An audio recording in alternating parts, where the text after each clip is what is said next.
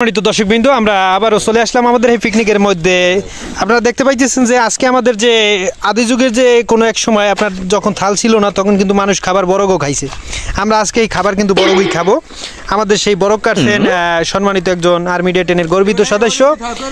তিনি আমাদের মাঝে অভিনয় করে গর্ববোধ করে। তিনি হলেন আমাদের অ্যাটম বম দীপক দা। দীপক দা, কি করতেছেন আপনি?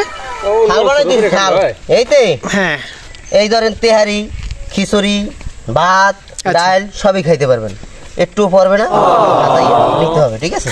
এই ধরেন একটা আগে বেছে দেবেন, মাথাটা ভাঙ্গে নেবেন। যদি ভাঙ্গে নেন তাহলে যদি ডাল দেন পাতলা ডাল, পাতলা ডাল নিলে কিন্তু অবশ্যই পড়বে না, ঠিক আছে?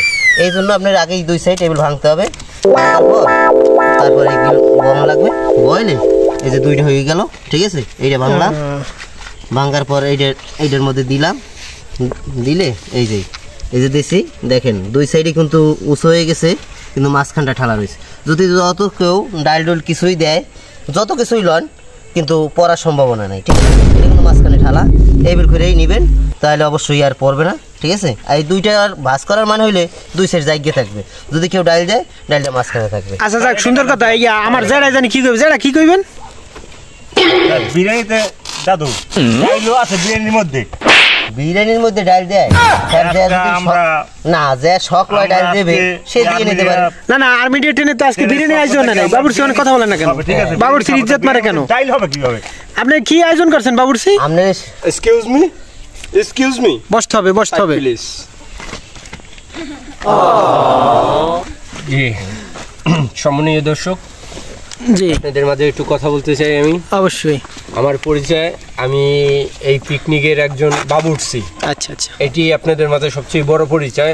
খানদানি বাবুর্চি, খানদানি বাবুর্চি, বংশীয়।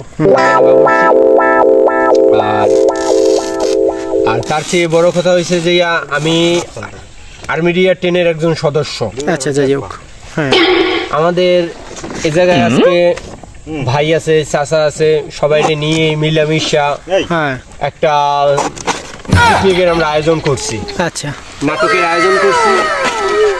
এই নাটকে আমরা মানে আপনাদের সাথে বিস্তারিত আমরা কি আয়োজন করছি। না, আমরা অত দিকে যাইতে পারবো না। আমরা যে এখন কাজটা করতেছি এইটা আসলে কি, মানে এটা তো এখন দেখা যায় আমাদের এই অঞ্চলে এগুলো এখন চলে না। এখন তো প্লেট ছাড়া কেউ খাবার খায় না।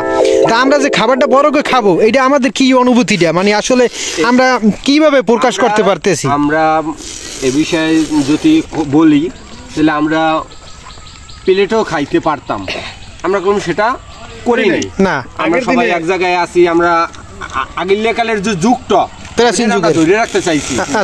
ওইরকম বাচ্চারা কিরকম কি করছে, মানে কিরকম কি মজা পাইছে, কিরকম তাদের অনুভূতিটা লাগছে, ওই অনুভূতিটা আমরা নিজেদের ভিতরে আনতে চাইছি।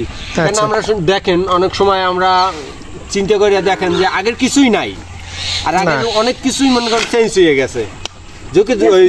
যেহেতু যুগের সাথে সাথে মানে মানুষের পরিবর্তনও বদলাইয়া যায় এইরকম।